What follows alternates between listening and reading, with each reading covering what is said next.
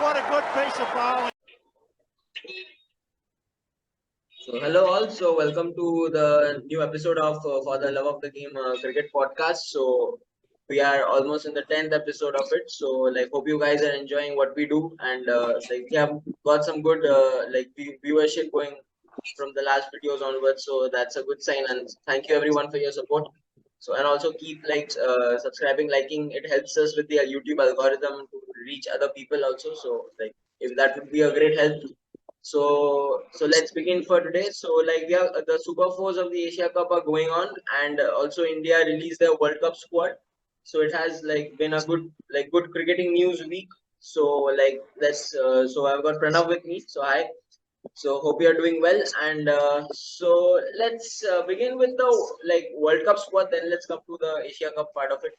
So any surprises or as expected from your side? Because I will add my inputs later. So first you go. Yeah.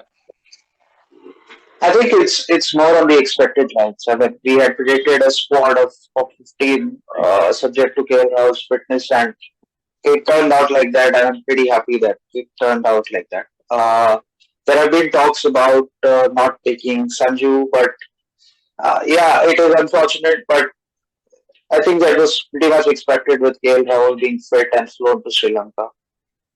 So there were no major surprises. I just thought they could add one of the off spinners, but uh, that's okay. I mean, unless and until you have any major injury concerns, the balance is pretty much sorted.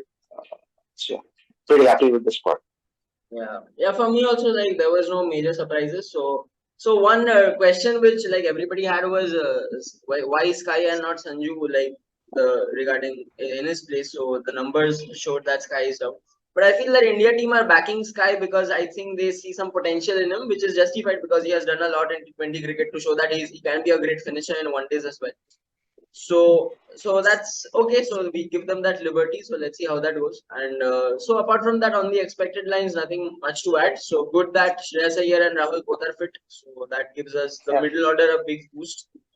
So World Cup squad, no big issues as of now. So and so let's I come to think the yeah go. Yeah.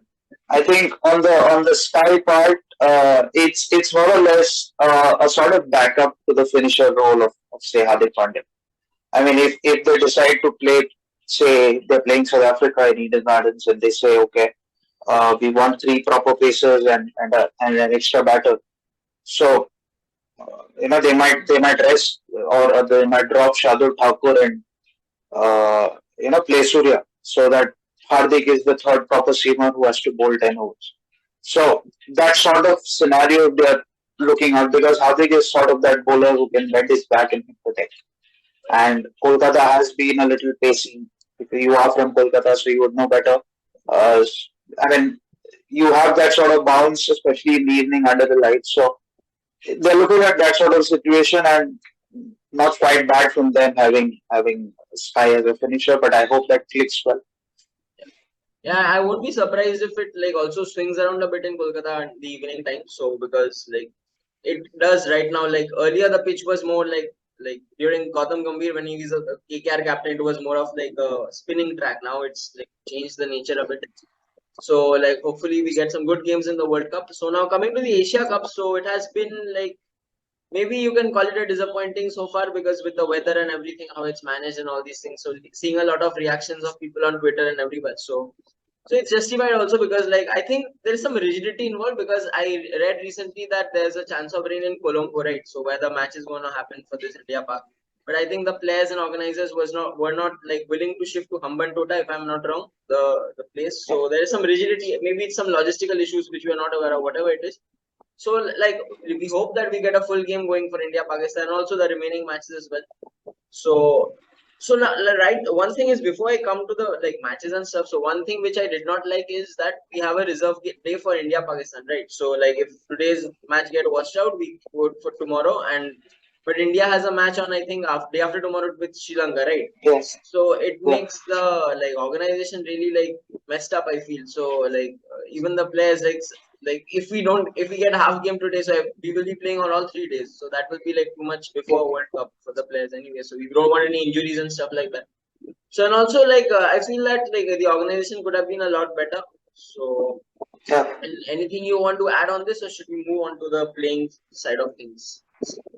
I think the Reserve Day fiasco has its own stories. I mean, the Sri Lanka and Bangladesh boards obviously tweeted that they have no issues. I mean, with India Pakistan having reserve days, and when the squad was or when the schedule was put out, I certainly thought it was sort of a schedule which favored India Pakistan games more often than how it happens. So they wanted three proper India Pakistan games, out of which one washed out. So the ideal thinking would have been to add a reserve day to the next set of games, including the final. So uh, I don't know what's the rationale behind that. Of course, logistical issues won't be a problem because India and Sri Lanka and Pakistan, everyone's in Colombo, so that won't be a problem. They might have thought of okay, probably playing another game on Monday gives them some respite, but the focus doesn't look great for the rest of the week. I hope it stays true. It did stay true yesterday, and we had a full 50 over game Hmm. between Sri Lanka and Bangladesh, and eventually Bangladesh are knocked out. Uh, so it's now a three-way battle between India and Pakistan and Sri Lanka for the finals. I wouldn't be surprised if it's like India Sri Lanka because I'm not pretty sure of Pakistan's spin game yet. I mean, we'll get to see that once they're there, but not yet sure of Pakistan's spin game, and we'll get to that when we discuss the 11s for this game for today's game. Yeah, yeah. So like, so the main thing which like it doesn't feel right regarding this fiasco we are talking about is that like only India Pakistan has a reserve day. So when we are talking about a multi-team tournament, it doesn't feel right to have just one. Yeah, if you want to play, then just play bilaterals, right? So that's something. So we can talk about that later. So now coming to the like the playing 11 and everything going around with the cricket part of it. So so as you said that you fancy India Sri Lanka in the finals, right? Not Pakistan. So that's a big call because like most people are like India Pakistan finals. So yeah, you see, even I feel that the Pakistan spin attacks we saw in the game against like India as well. So they loosened down a bit in the middle overs. So after Yeah, the threat of the top three fast bowlers go. So so that's something they need to work upon, or what they can do is so maybe play Fahim Ashraf with four pacers and like leave out a spinner or some Muhammad Nawaz maybe or something they can do. So that's an option for them. So that it depends on the pitch conditions as well. So how the everything works out. So now coming to the like yeah the match today. So we have a playing 11 which we feel that from our end is justified. So I'm gonna share that. yeah.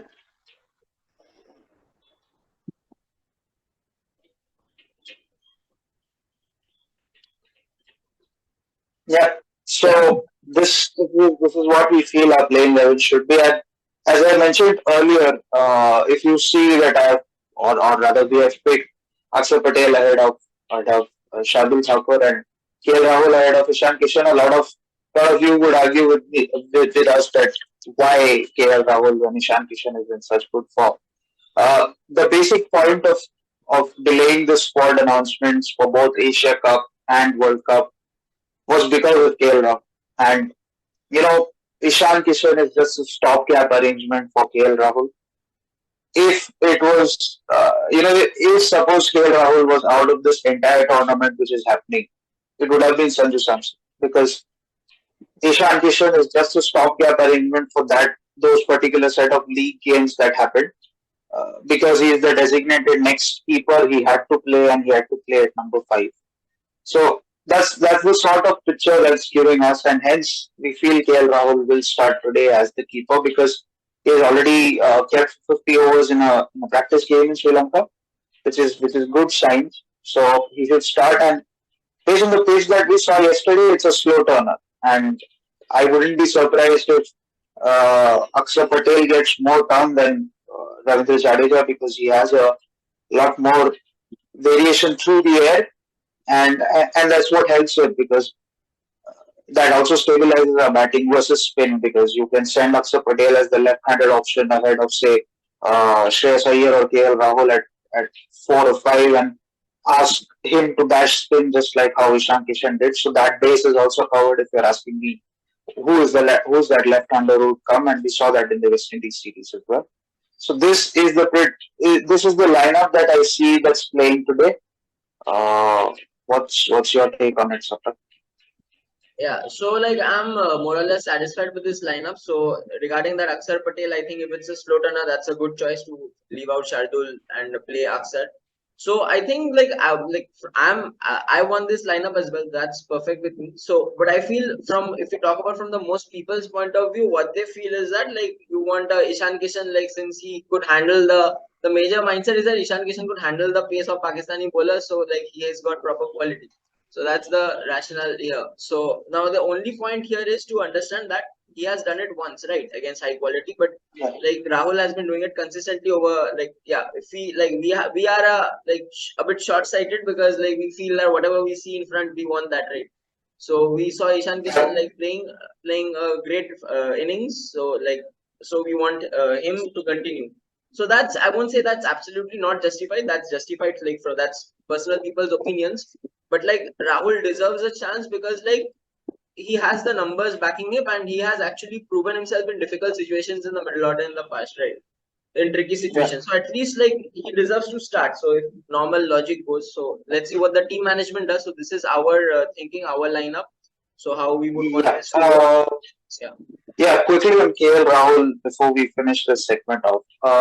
A lot of people say that he's a very slow starter, and I read the Bharat Rambaj's article on Red Sports today, and he has pointed out that KL Rahul's fitness goes against him when he is battling with Ishan Kishan for that number 5 spot, and not the numbers. And that's what we have to focus on because a lot of people are talking about Rahul's fitness, whether he's fit to keep for 50 overs, and that's what exactly we want to see.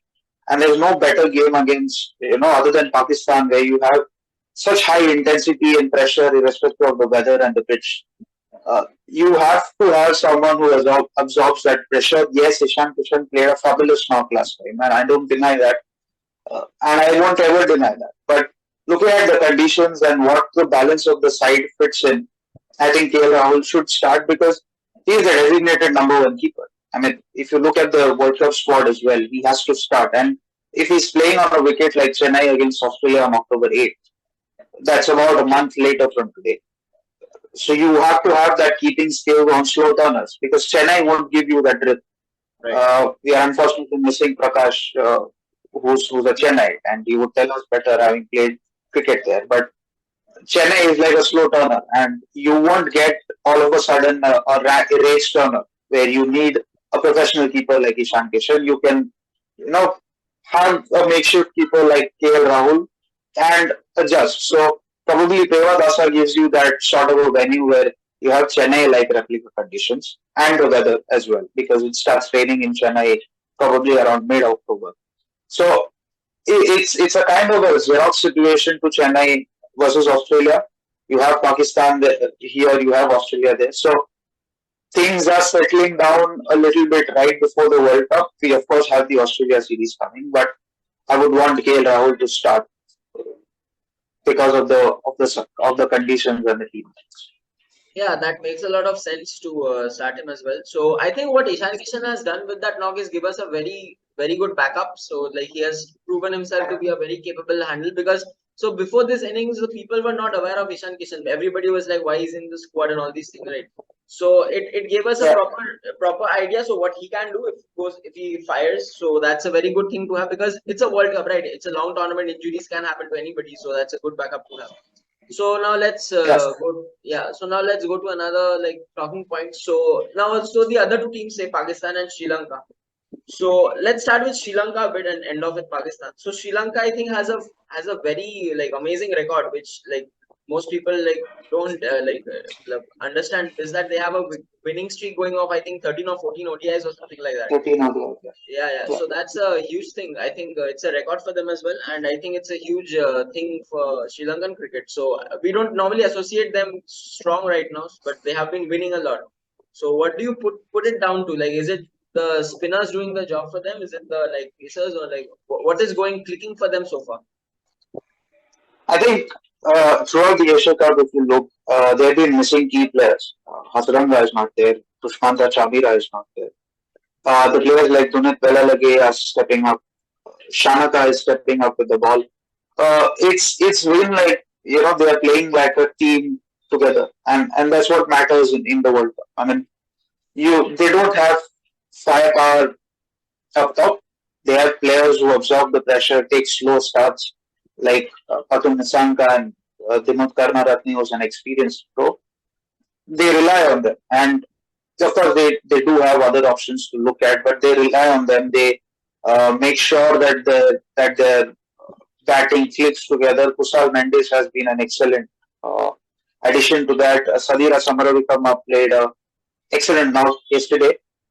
His knock actually shows how they're building as a side towards the world. And you know, having people like Dalalage and Tikshana and Hasaranga, if they're playing on wickets like Delhi or Lucknow or Chennai, they're in for a treat because their spin has been their major asset, but fast bowlers are also chipping in. Right. They're playing as a team, they're playing as a unit, which is good, and their fielding has improved considerably. I think Chris Silverwood, former English coach, has been working decently well with them, and I think this, or I might be making a little statement which is a little early, but I think this World Cup will be closely fought, and you can't pick top four teams right Right. away right now because, or at least I can't do that because every side has its own weakness and strengths. The away teams like New Zealand, Australia, England will be tested because Kane Williamson, for example, is coming from a long layoff. Ben Stokes is playing after a long time. Their spin game is yet to be tested. So things like that play in favor of Asian teams like India, Sri Lanka, Bangladesh, Pakistan to an extent, maybe. So those things play in favor of the Asian teams, but there are yet no favorites yet. I mean, whoever stays on that particular game, it's theirs. And I repeat myself, it will be a closely fought World Cup. Yeah.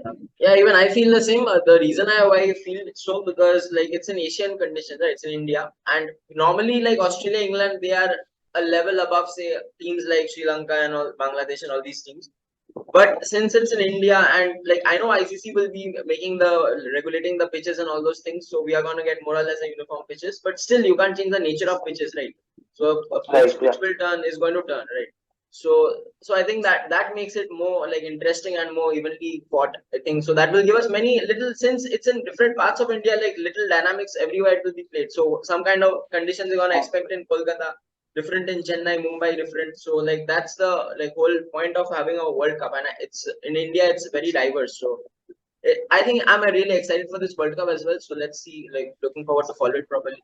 So anyways, so now Yeah. let's like all the best to Sri Lanka. I hope they continue their run. So good going so far, and they will Yeah. only become stronger with the players coming back.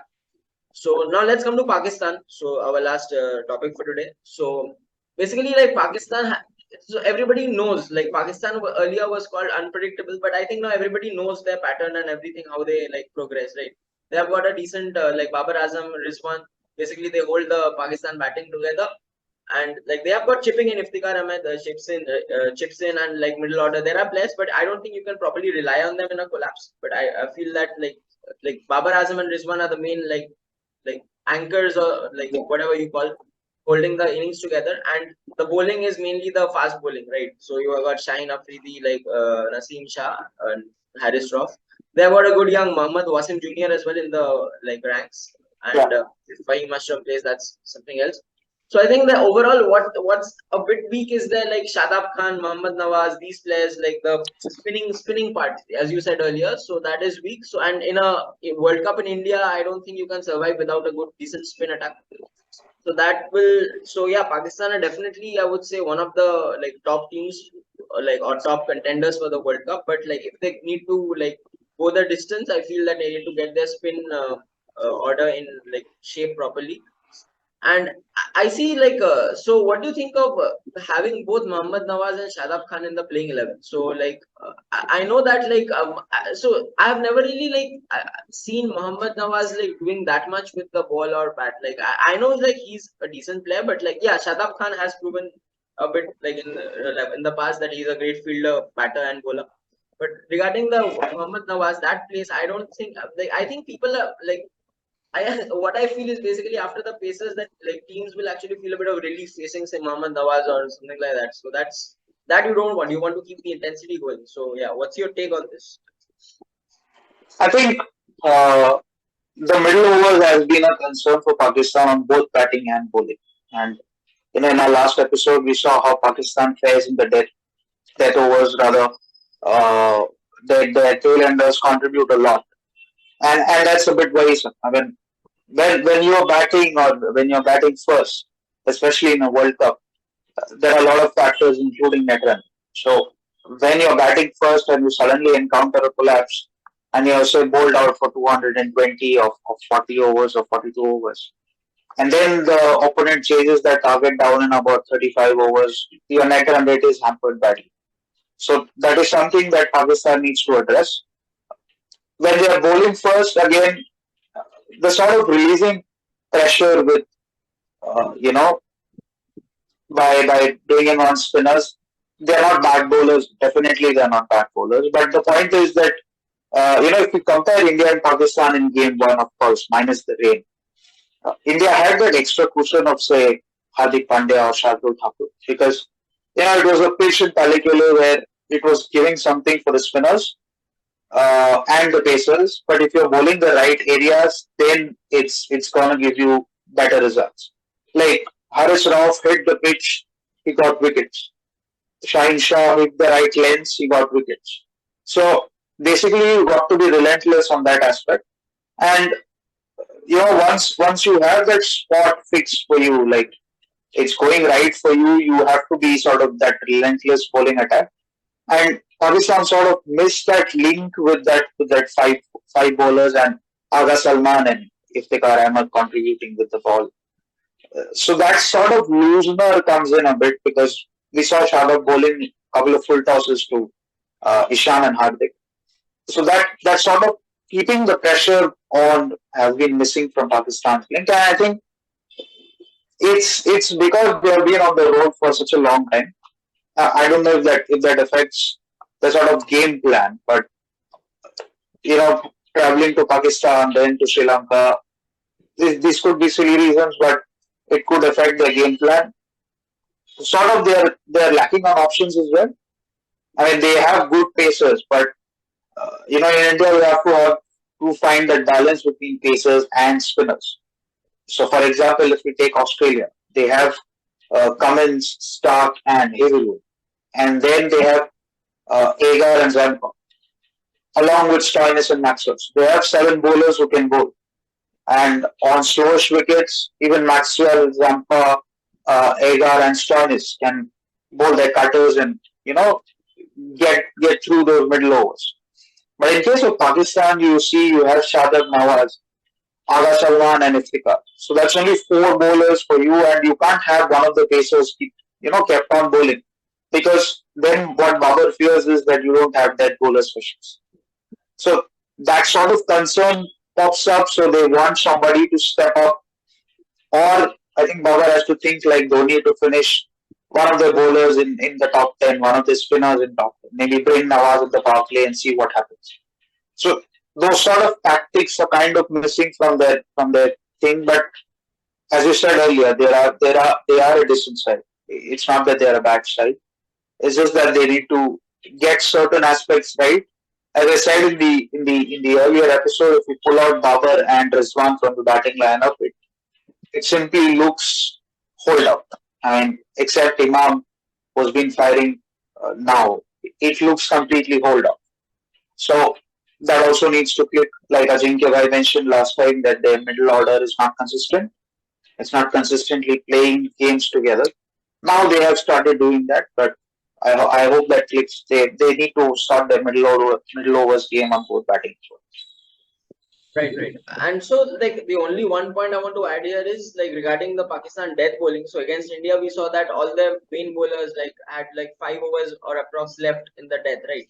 Yeah. So I don't think like if they can pull it off regularly, that's credit to them. But I don't think that's feasible in the long run, because in the World Cup, if you're gonna like pull everyone 5 overs at the back, so one of them might is very has a huge chance of having a bad day, right?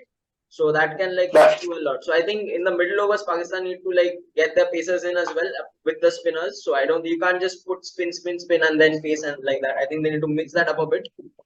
So anyways, and I think this is where Fahim Ashraf can give a proper balance to the side, because I think he can be that Hardik Pandya for them, maybe a bit like that. So something like that can work out. But so I I'm don't know not how. sure because Yeah, go ahead. Yeah. I'm not sure because the point is that in whose place will Fahim Ashraf play? Because you have to see that kind of role that Fahim plays. He's sort of a bowler who can bat. So he basically comes in at number 8. Now, if you have to do that, then you'll have to trust somebody like Agha Salman to bowl more overs because you're replacing Nawaz with Fahim Ashraf. Right. Now, if they do that, you have to think of sharing another set of 10 overs between Iftikhar and Agha Salman, like I said before. So that's sort of that strategical thinking that's missing. But if they get it right on their day, then they are lethal. But that sort of link between the first burst and the last burst is missing. And that's where the teams get away because if you look at phase wise economic rates for Pakistan, uh, if I pull up the stats, I think for the first 10 overs, it's roughly about 6.5 runs an over, and they pick 2 or 3 wickets in every power play. And from there, it flattens a lot. It goes like about 130 for no loss in the next 20 overs or something, and that's where the teams slightly get back and they get the momentum. And things like India and Pakistan, if you observe, I'm not sure if the audience agrees with me, the the batting strategy is more or less the similar. What they try to do is save wickets, Right. push the rate to 5.5 in the first 20 overs, 25 overs, and then try and press the accelerator depending on who the bowler is and so on and so forth. So that sort of strategy, when you know that the team is playing that sort of strategy, you have to apply pressure from as a bowling unit. So that sort of pressure linking is missing. I don't know if they'll do that with Fahim, but if they play Fahim, then it will be a benefit for them. Of course, they have to trust Fahim for that. So let's see what happens. Yeah, it will like benefit them from the bowling point of view. As you said that I'm not sure if he's I'm not been following his stats that recently, so I don't know if he's a good option with the bat. But I think from a bowling point of view, he will be helpful. So Yes. so this is it. So once the like World Cup comes closer, we will be discussing the squads in detail for every team and like picking out their strengths and weaknesses. Maybe doing a SWOT analysis or something like that. So this is like all we had for today. So you have anything more to add, or should we wrap up for today? I think it's interesting that we have a World Cup a month away, and there's been so much hype with tickets and stuff, and I'm glad that 3 of us will be covering the World Cup different games, and Satlak is covering 2 Kolkata games. I'll be covering one Ahmedabad game. We try and get more games if we get tickets, Right. but we'll be happy to cover games through YouTube, of course. We try and cover more games live, and happy to have your suggestions. If there's anything interesting that we should add to our World Cup coverage, do let us know because we'll be happy to assist and do that because we're thinking of certain segments to add in the World Cup coverage, our live coverage. That goes. Yeah. So yeah, as Pranav said, so yeah, do let us know in the comments. So your thoughts, like what we can do to improve, or what you want to see from us, or what are your thoughts about the World Cup? So which games are you all going to like? Did you like? I know like many people face a lot of like even we faced a lot of problems with the tickets, right, with BookMyShow and everything. So Yeah. So Venkatesh Prasad was tweeting about this that maybe help with the last phase of ticket booking or something. So like hopefully congrats to all those who got tickets and who did not get. So I think there are still chances. Like I think the last few weeks before the Last matches, tickets yeah, will be sold yeah, like in the Figo near the stadiums and all those things. So yeah, so this is all what we had from us today. So hope you all enjoyed this, and if you did, please do share with your friends and family members, and support our channel by liking or subscribing. As I said, it helps with the YouTube algorithm, so also like motivates us to like bring out more content, like and keep improving and everything. So yeah, thank you all for joining. Bye. Have a great weekend. Yes. Bye bye. Let's have a good game. Yeah.